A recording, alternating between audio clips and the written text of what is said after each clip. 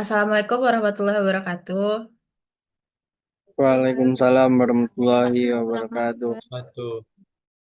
Selamat siang teman-teman semuanya. Kali ini kita bakal melakukan presentasi hasil dari kegiatan praktikum kita, praktikum pangan utama, kelompok 3 Agro C. Next. Sebelumnya perkenalkan saya Pranasih Dumarisli sebagai moderator dan rekan saya.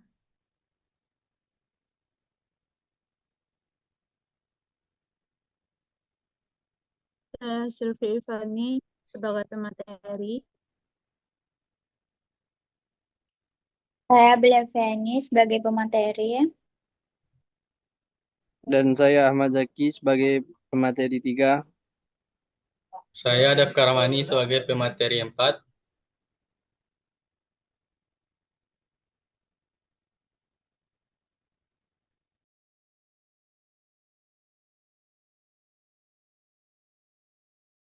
Saya Diana Putri Wahyuni sebagai pembahas. Saya Diol Farizal sebagai pembahas. Saya Muhammad Faisal Bar sebagai penanya. Saya Marsha sebagai penanya.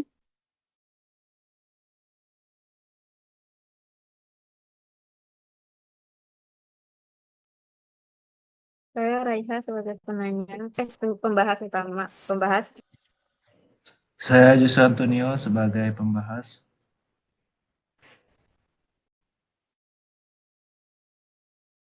Oke, next.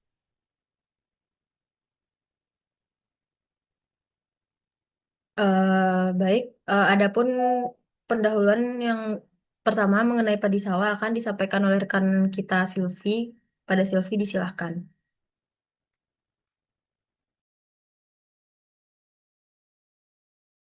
Baik, saya akan membacakan eh, mengenai padi sawah. Padi sawah merupakan kebutuhan primer bagi masyarakat Indonesia karena sebagai sumber energi dan karbohidrat bagi mereka. Padi sawah adalah tanaman padi atau Oryza sativa yang dibudidayakan di lahan sawah yang tergenang air atau memiliki sistem irigasi. Next.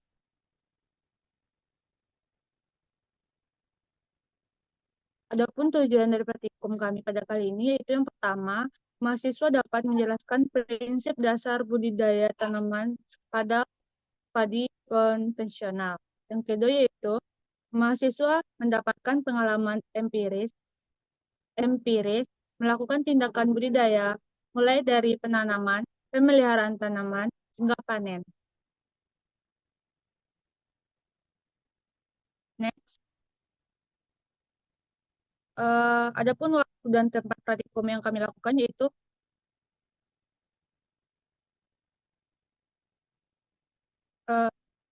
dilakukan pada setiap minggu pukul 7 sampai 9 waktu Indonesia Barat. Dilaksanakan di lahan percobaan Fakultas Pertanian Universitas Andalas.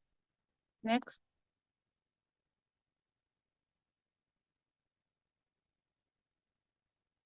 Adapun bahan dan alat praktikum yang kami gunakan yaitu yang pertama ada pupuk kandang 30 gram per orang, bibit tanaman padi varietas bujang merantau, tali rafia, kayu pancang 20 cm, 2 buah per orang, cangkul atau parang, alat potong seperti pisau dan gunting, jaring, dan kawat.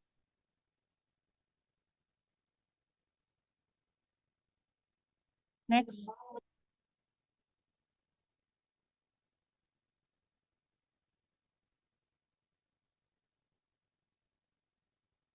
Eh, Adapun cara kerja yang kami lakukan pada eh, tanaman padi itu yang pertama pengolahan lahan. Dapat dilihat pada PPT. Yang pertama itu pengukuran lahan dengan menggunakan meteran dan tali rafia. Selanjutnya pembuatan irigasi, meratakan pinggiran sawah, membersihkan sampah dari sekitaran sawah.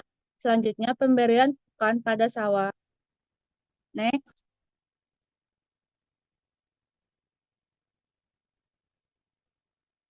Selanjutnya itu bukan diratakan dengan cara membajak sawah dengan tenaga manusia, dilakukan bersama-sama dengan menginjak-injak bukan hingga merata. Perataan tanah atau grading, proses meratakan permukaan tanah agar sesuai dengan kebutuhan dengan menggunakan cangkul.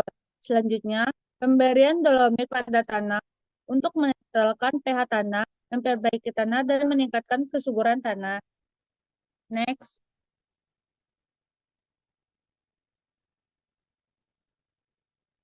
Selanjutnya itu ada penanaman. Yang pertama itu ada pemasangan pancang untuk membuat petakan berkelompok 3,5 meter kali 8 meter. Eh, Kegiatan penanaman jarak antar tanaman yaitu 25 cm dan jarak pinggir tanaman dengan tanaman tengah dari jarak antar tanaman yaitu 12,5 cm. Selanjutnya itu jumlah anakan yang ditanam per lubang adalah 3 sampai 5 anakan. Next. Selanjutnya itu ada pemeliharaan. Yang pertama yaitu penyulaman, pengendalian hama seperti hama keok, dan penyiangan gurma. Selanjutnya saya kembalikan ke moderator. Baik, kita lanjut kepada pemupukan dan metode lainnya yang akan disampaikan oleh rekan kita Abel. Kepada Abel disilahkan.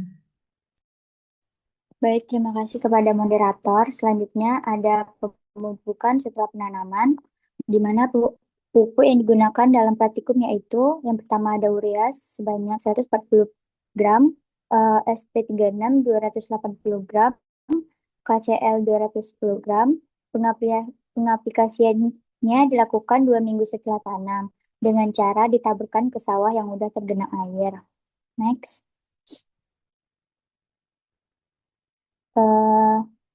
Adapun pengaplikasian pupuknya urea 140 gram dan fotonya. Habis itu ada pupuk kacang 210 gram, pemberian pupuk yang telah diaduk rata terlebih dahulu. Next.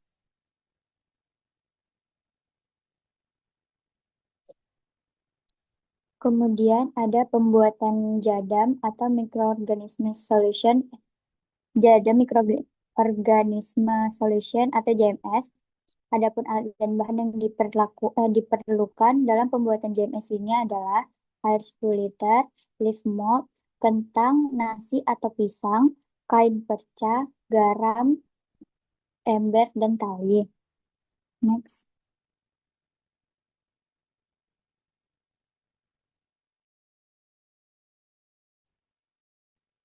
Tahap awal pembuatan adalah tuangkan air ke dalam ember sebanyak 10 liter, kemudian leaf mold dan pisang diperas menggunakan kain perca di dalam ember.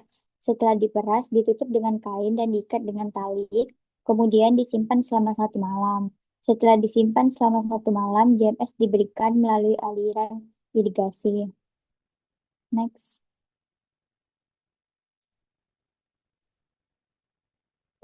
Selanjutnya ada pembuatan JLF atau Jadam Liquid Fertilizer.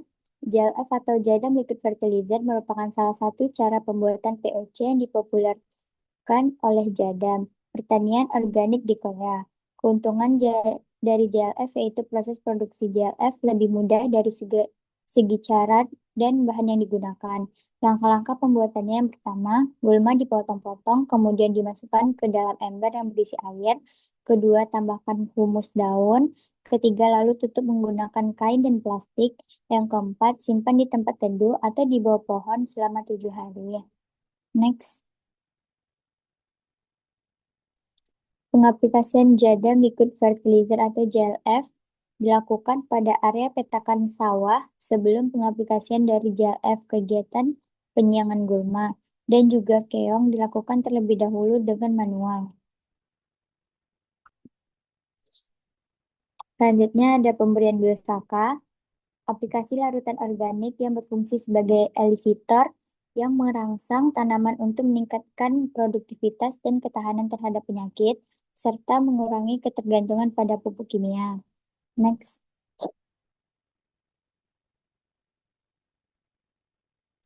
Selanjutnya ada pembuatan alat pengusir hama burung. Pembuatan baling-baling dari kaleng bekas untuk membuat suara gaduh sehingga hama burung takut dan lari. Pembuatan alat dari kaleng bekas dan kering ini dapat membuat hama ketakutan dengan cara membuat suara bising dengan karung melayang seolah itu manusia yang mengusir hama burung. Kemudian pemberian jaring agar hama burung tidak bisa merusak dan memakan padi. Next. Selanjutnya ada pengamatan. Variabel pengamatan yang dilakukan yaitu tinggi tanaman dalam bentuk sentimeter, jumlah anakan per batang, jumlah anakan produktif per batang, panjang malai dalam bentuk sentimeter. Selanjutnya saya kembalikan ke moderator. Baik, terima kasih. Untuk selanjutnya kita masuk kepada tahap hasil yang akan disampaikan oleh rekan saya Zaki. Kepada Zaki disilahkan.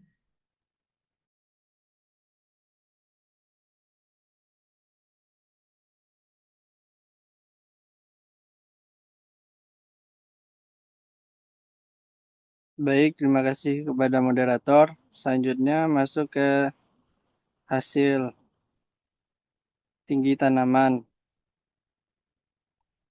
Pada tabel sudah terlihat dan grafiknya hasil pengamatan menunjukkan bahwa perlakuan dosis 5 mili menghasilkan rata-rata tinggi tanaman paling tinggi yaitu 133,6 cm.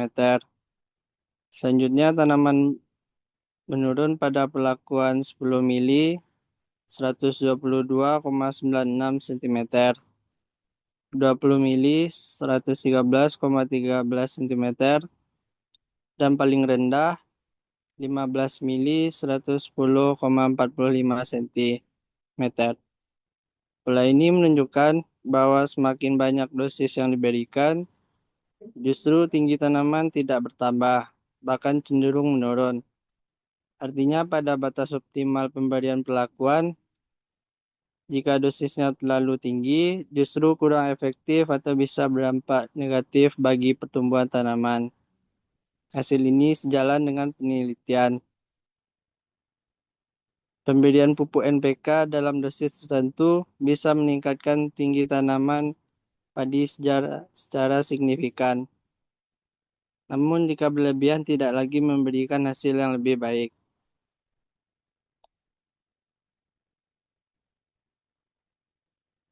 Selanjutnya pada tabel 2, jumlah anakan padi.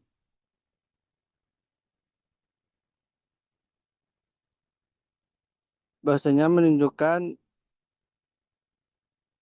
pertumbuhan tunas sekunder yang tumbuh dari batang utama dan memiliki potensi menjadi malai yang menghasilkan gabah. Jumlah anakan yang ideal bervariasi tergantung pada varietas lingkungan yang tumbuh, serta praktik budidaya berdasarkan grafik distribusi jumlah anakan tanaman padi. Sebanyak 33 sampel tanaman dengan berbagai macam taraf menunjukkan hasil rata-rata antara 12,76 sampai 24. Hal ini sudah tergolong dalam jumlah anakan yang optimal pada tanaman padi yang dapat menentukan hasil panen.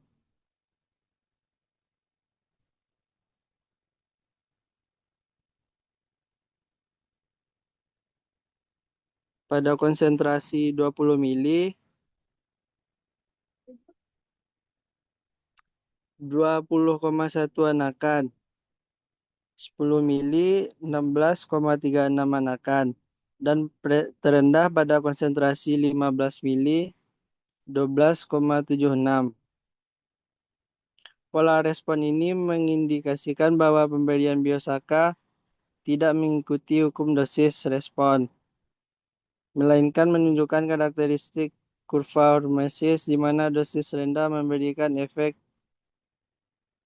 stimulasi yang optimal. Kesenjangan respon yang didapatkan ini bisa disebabkan oleh faktor lingkungan.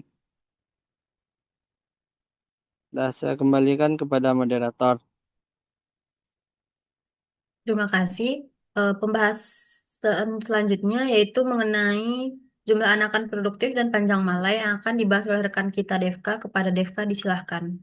Terima kasih sebelumnya kepada moderator. Baiklah, selanjutnya itu jumlah anakan produktif.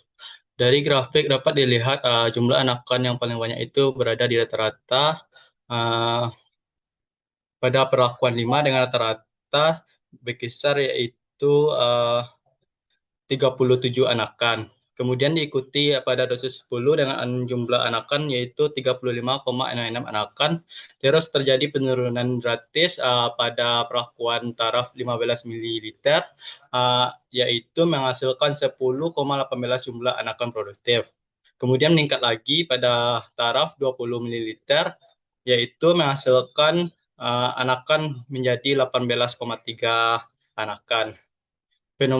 Fenomena ini menunjukkan bahwa adanya dosis optimal biosaka untuk memaksimalkan pembentukan anakan produktif pada tanaman padi.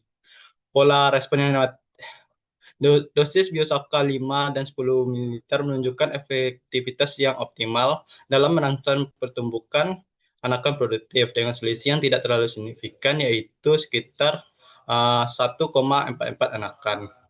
Hal ini menunjukkan bahwa terdapat ambang batas dosis di mana pendekatan konsentrasi tidak memberikan manfaat yang proporsional. Kemudian menurun drastis pada jumlah anakan produktif pada dosis 15 ml dan 20 ml. Hal ini dapat terjadi karena adanya efek toksisitas atau inhibisi pertumbuhan akibat konsentrasi biosaka yang berlebihan. Fenomena ini biasanya itu dijelaskan melalui konsep window of activity yang dimana biostimulan hanya efektif dalam rentang konsentrasi tertentu.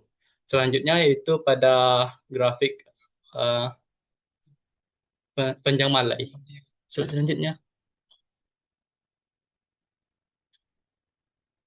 pada slide ini dapat dilihat bahwa perlakuan 5 ml dan 10 ml biosaka memperoleh hasil panjang malai yang efektif.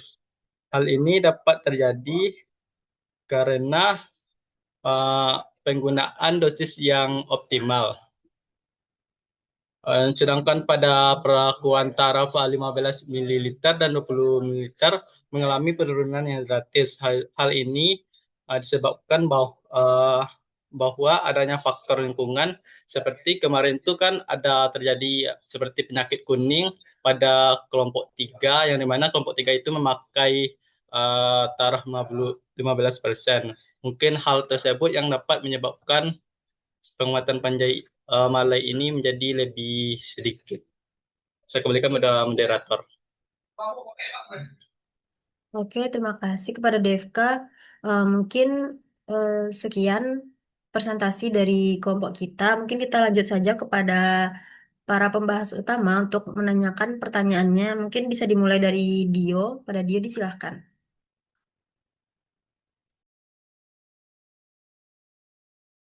Baik, terima kasih pada moderator. Sebelumnya saya izin menanya ya. Tadi berkaitan tentang tabel dari panjang malai rata-rata. Pertanyaan saya itu mengapa perlakuan 15 ml memiliki panjang malainya rata-ratanya itu 10,18, di mana jauh lebih rendah dibandingkan perlakuan lainnya. Sementara pada perlakuan selanjutnya itu 20 ml justru naik menjadi 18,3.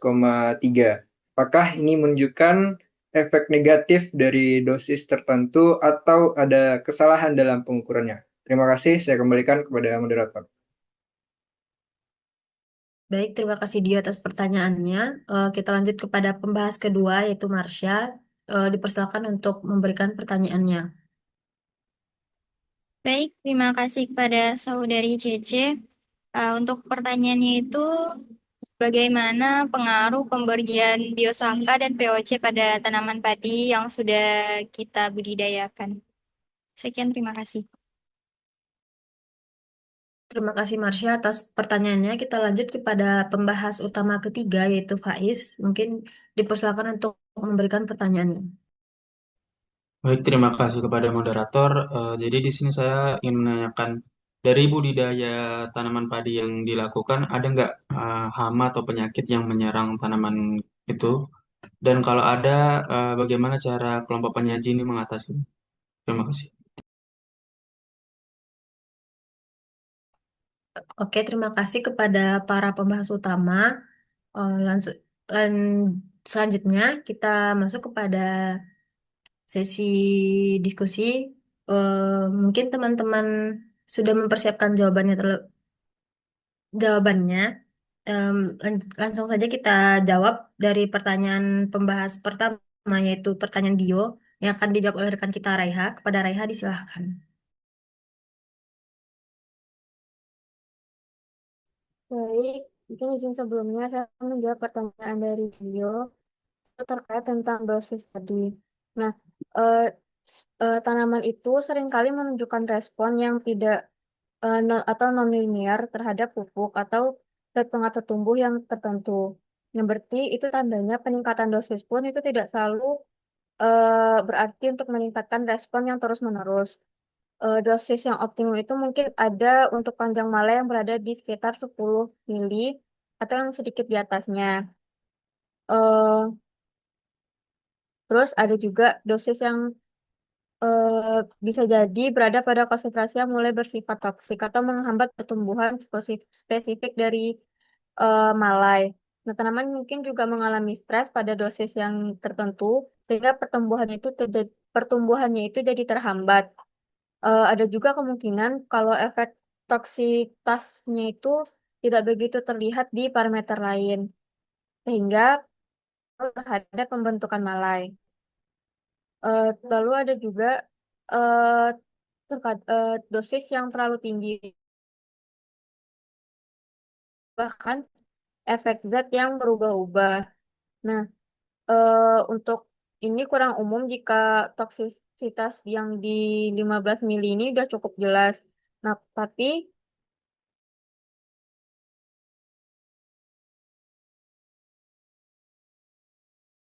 ZPT ini memiliki kurva respon berbentuk eh, optimum di tengah atau bahkan lebih kompleks.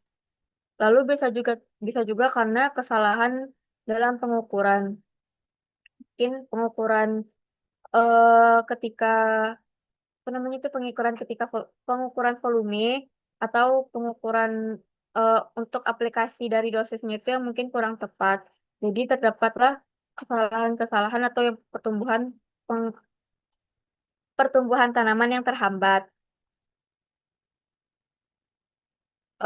Kemudian juga sampel yang tidak representatif. Kalau jika ulangan sampel atau pertanaman itu diukur secara perlakuan itu terlalu sedikit, mungkin terdapat 2 atau 3 data anomali yang sangat mempengaruhi dari rata-rata. Mungkin sekian jawaban dari saya kembalikan kepada moderator. Oke, terima kasih Raiha. Kepada pembahas utama Dio, bagaimana? Apakah pertanyaannya sudah terjawab? Baik, terima kasih moderator. Baik, dikarenakan Zoom kita tadi terputus, jadi kepada Diana, mungkin bisa mengulang jawabannya dari pertanyaan Marsha tadi. Baik, terima kasih kepada moderator. Saya akan menjawab pertanyaan dari Marsha, yaitu pengaruh pemberian biosaka dan PUC terhadap pertumbuhan tanaman padi. Nah, pengaruh dari pemberian biosaka ini dapat kita lihat, yaitu adanya peningkatan terhadap tinggi tanaman, jumlah anakan produktif, dan panjang malai. Nah, peningkatan ini tentunya berbeda-beda pada dosisnya yang kita sudah jelaskan tadi, yang tadi sudah dijelaskan. Nah, pemberian biosaka ini juga berperan sebagai elisitor, yaitu dapat meningkatkan pertumbuhan fisiologis dan morfologis tanaman padi. Sehingga dalam peningkatan pertumbuhan fisiologis dan morfologis tanaman padi ini juga dapat berperan untuk meningkatkan ketahanan terhadap serangan hama dan penyakit. Sehingga dari kita memberikan biosaka ini, kita dapat mengurangi penggunaan dari pestisida kimia untuk pengendalian OPT. Nah, untuk pengaruh pemberian POC terhadap tanaman padi seperti yang kita berikan yaitu JMS dan JLF itu berperan untuk meningkatkan kesuburan tanah, di mana dengan kita memberikan itu adanya penambahan bahan organik serta aktivitas mikroba di dalam tanah. Nah, adanya penambahan bahan organik ini juga dapat menetralkan pH tanah. Sekian dari saya kembalikan kepada moderator. Baik, terima kasih Diana. Kepada Marsha, apakah pertanyaannya sudah terjawab? Sudah cukup. Terima kasih. Kita lanjut kepada pertanyaan dari pembahas ketiga, yaitu pertanyaannya Faiz akan dijawab oleh rekan kita Joshua. Kepada Joshua, disilahkan.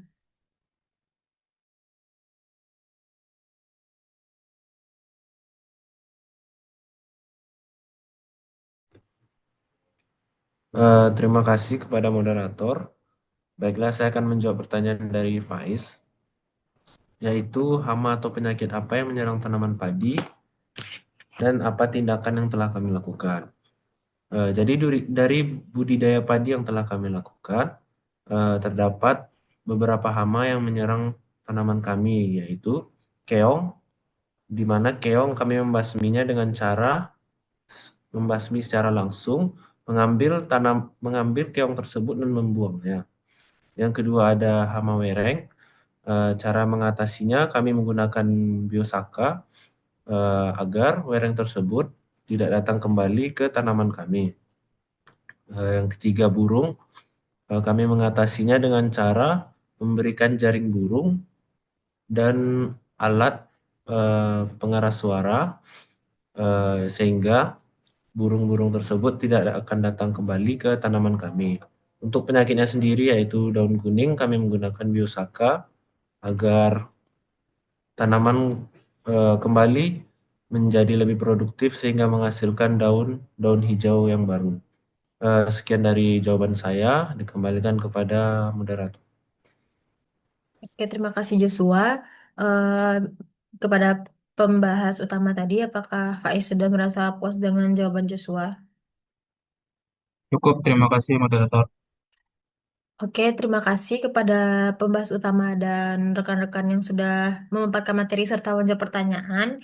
Kita akhiri saja. Apabila ada salah dan kurang mohon dimaafkan. Wassalamualaikum warahmatullahi wabarakatuh. Waalaikumsalam warahmatullahi Warahmatullahi wabarakatuh. wabarakatuh. Pardon.